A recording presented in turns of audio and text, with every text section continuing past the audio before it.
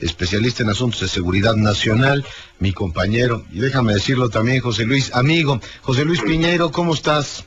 Muy bien, Leonardo, ¿cómo estás tú? No tan bien de esa garganta, mi querido Piñeiro. Nada bien. Oye, y antes de hablar de los asuntos del país, cuéntale al auditorio, hoy tienes una presentación importante. Ya platicábamos en diciembre de un libro, pues que acaba de salir del horno, publicado por la UAM, que se llama La Seguridad Nacional en México, debate actual. Tema más actual no puedo encontrar, José Luis. Pues, sí, efectivamente, como están las cosas en el país, pues hay una serie de situaciones que tienen o se acercan a problemas de seguridad nacional, como esta situación de la seguridad pública o la inseguridad pública a partir de la situación de los penales del país, la situación con el narcotráfico, claro.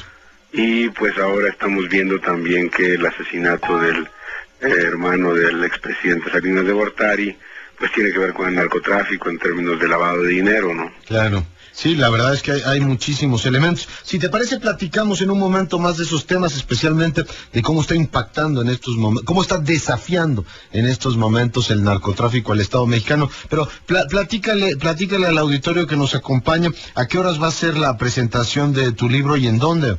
Sí, bueno, la presentación del libro, este es un libro colectivo, hay que plantearlo así, yo fui coordinador del mismo, se va a presentar en la Casa del Tiempo, que es un local de la Universidad Autónoma Metropolitana, está ubicado en la calle de Pedro Antonio de los Santos, 84. Es esta casa tan bonita que está ahí en el...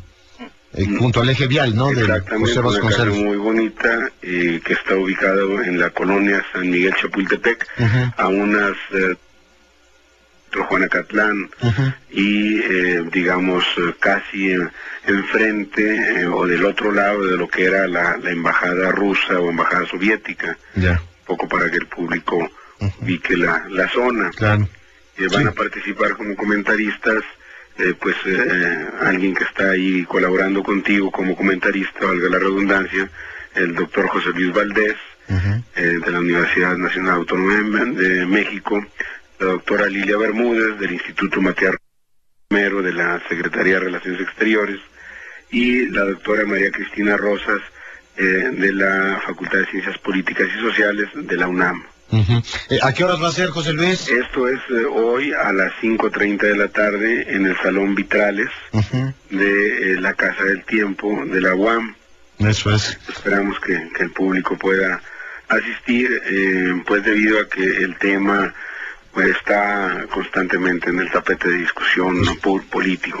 Vaya que promete. Tenemos por lo menos dos ejes de discusión en estos momentos, el externo y el interno. Tenemos a un Bush que renueva en un momento más su mandato por 4 años más, y bueno, pues ha planteado ya algunos desafíos a la seguridad de México. Pero en el plano interno, José Luis, ¿tú cómo estás viendo la evolución del narcotráfico en estas últimas semanas o meses? Hemos venido informando al auditorio de, pues una serie de éxitos de la Procuraduría General de la República para desarticular grandes cabezas del narcotráfico. Está en la cárcel Ociel Cárdenas, los Arellano, etcétera. Pero bueno, tal parece que una vez en las prisiones, estos pueden rearticularse, y si efectivamente los capos están en estos ceferezos que llaman de máxima seguridad, desde ahí son capaces de operar y directamente desafiar, José Luis, al Estado mexicano. La información con la que iniciamos esta semana, que Ociel Cárdenas había tenido reuniones con el director del penal, que además se grabaron, y que estaba planeando su fuga con helicóptero y toda la cosa, pues es un desafío, un bofetón directamente a cualquier estado. Cuéntanos cómo estás viendo tú la rearticulación del narco. Pues bueno, primero lo que queda claro a partir de esta situación en donde se destapa la serie de complicidades que hay en el penal de alta seguridad de La Palma, hay 3 o 4 cosas que quedan claras. Primero, que la corrupción y la complicidad de las autoridades policíacas sigue siendo una constante, a pesar de la reforma policíaca, de los cambios de mandos, de las medidas de seguridad, de reglamentos internos muy estrictos, etcétera. En segundo lugar, también es preocupante algo que se había negado o no se había aceptado del todo, que el crimen organizado establece alianzas. se señaló que el Mochorejas, el secuestrador Arismendi, estaba en contubernio, mantenía un contubernio muy claro con Ociel Cárdenas, un conocido narcotraficante. Esto nos quiere decir que el crimen organizado establece redes muy densas en diversas actividades ilícitas, en este caso secuestro o narcotráfico, pero también hay tráfico de personas, tráfico de menores, de migrantes, de armas, de drogas, etcétera, ¿no? Entonces, yo creo que hay una relación cada vez más estructural del crimen organizado y es muy preocupante pensar que el Estado mexicano pueda ser rebasado en su capacidad de respuesta frente al crimen organizado. Sí. Sí, simplemente imaginar, José Luis, que Ociel Cárdenas hubiese podido llevar a buen puerto este plan de evadirse del penal de La Palma con una operación, bueno, a través de helicóptero y también terrestre. Yo no sé, no me puedo imaginar lo que hubiese sucedido al día siguiente, pero el hecho de que lo estén haciendo al interior de los penales es una señal ominosa. Claro, y es una señal de que realmente no están controlados ni aislados de la sociedad, es decir, ellos siguen actuando desde dentro. Hay por ahí, por ejemplo, un penalista que proponía que una solución sería concentrarlos a todos y aislarlos realmente en las islas Revillagigedo, por ejemplo, ¿no? Yo creo que esa podría ser la solución, pero al mismo tiempo, si hubiera celulares, si hubiera contubernios, pues podrían estar en Revillagigedo, en las Islas Marías o en cualquier lugar del país. Polo Norte, ¿no? Polo Norte, y seguirían actuando. Otra cosa muy importante es que se había dicho que se ha desmembrado los grandes capos y que hay una infinidad de pequeños capos.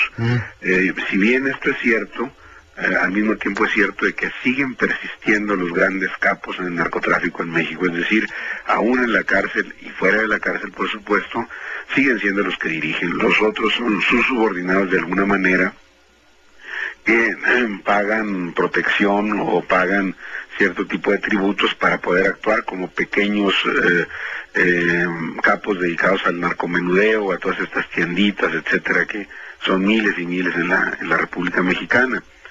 Entonces, y por último también el Estado mexicano recurra al ejército, si bien es una situación de emergencia, pues nos dice que están tratando de dar una demostración de fuerza frente al casi agotamiento del control de estos narcotraficantes, ¿no? Sí, el ejército de todas maneras lo que hace es mantener un cordón sanitario para evitar que, por ejemplo, pudiera fugarse, o una operación. Tú imagínate este grupo de los Zetas famosos, que bueno, pues hemos visto cómo actúa en Tamaulipas.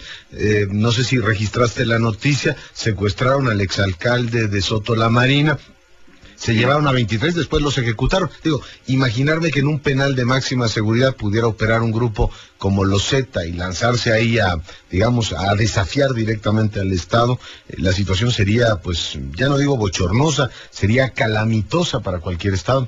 Claro, porque sabemos que los Zetas son ex soldados, desertores, que tienen una gran capacitación técnica, entrenamiento en el uso de armas diversas, que posiblemente no pudieran repeler los policías y los custodios normales, es decir, tienen una capacidad de fuego y de acción pues que rebasan a ellos, y solamente pues los militares entrenados podrían enfrentarse a ellos, ¿no? Claro. Entonces allí también pues, es preocupante que estos soldados que hayan pasado al narcotráfico, que ahora pues puedan desempeñar incluso funciones de adiestramiento de otros Zetas, es decir, de civiles que reciban entrenamiento militar, ¿no? Claro.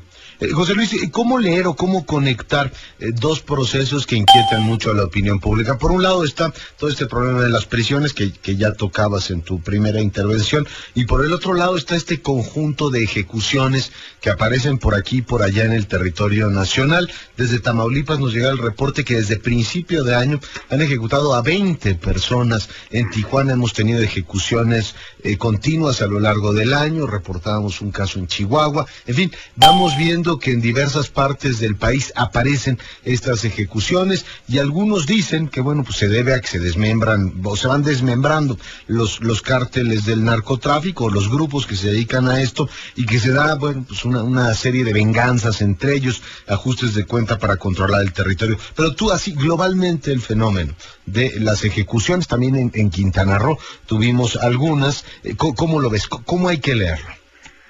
Pues las ejecuciones, lo más obvio es precisamente lo que dices, que son ajustes de cuentas entre ellos, pero también son, en estas ejecuciones, en más de una ocasión, son ejecutados agentes policíacos municipales, estatales o federales, que están realizando labores de investigación y que, pues, supongo, los ejecutan porque no habían sido cooptados por los narcotraficantes. En otra situación también más o menos obvia es que la disputa es una disputa permanente por el mercado de drogas, tanto en los sitios de producción, tráfico, consumo, e incluso en las rutas que van hacia el norte del país, es decir, hacia Estados Unidos, ¿no? Sí. Es una situación en donde, por ejemplo, vemos que se detienen a transportistas de carga con drogas, ¿no? Yeah. Es decir, están articulados con transportistas, están articulados también con estos transportistas que a la vez muchas veces transportan migrantes ilegales centroamericanos que van a Estados Unidos, transportan niños que son muchas veces pues secuestrados propiamente.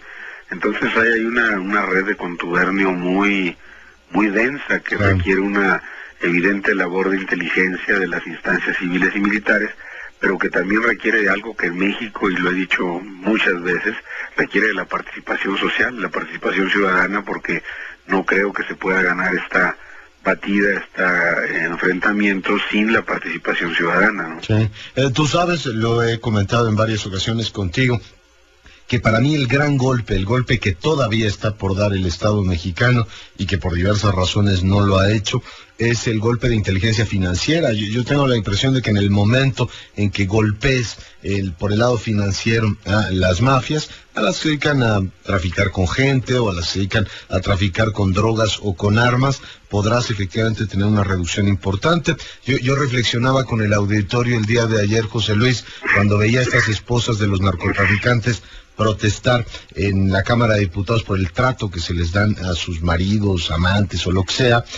Yo decía, bueno, ¿y por qué no revisan las cuentas de estas señoras? Es decir, de qué viven, cuál es el financiamiento que reciben, y me parece que el día que le peguemos al dinero, que se lava en este país, al parecer de una manera bastante impune, podremos tener un golpe preciso a estas criminalidades. Me gustaría finalmente, mi querido José Luis, pedir tu reacción sobre una declaración que hace un buen amigo tuyo y mío también, nuestro buen Jorge Chabat. Declaraba un periódico, Jorge Chabat, que los narcotraficantes van a tratar de influir en el proceso electoral del año 2006 para que los candidatos puedan favorecerlos o tener algún margen de maniobra con ellos. ¿Tú sientes que el narco puede llegar al sistema político, José Luis? Pues yo creo que sí, en el sentido de que hay ejemplos de carácter estatal en donde ha habido serias sospechas de financiamiento de campañas electorales, ¿no?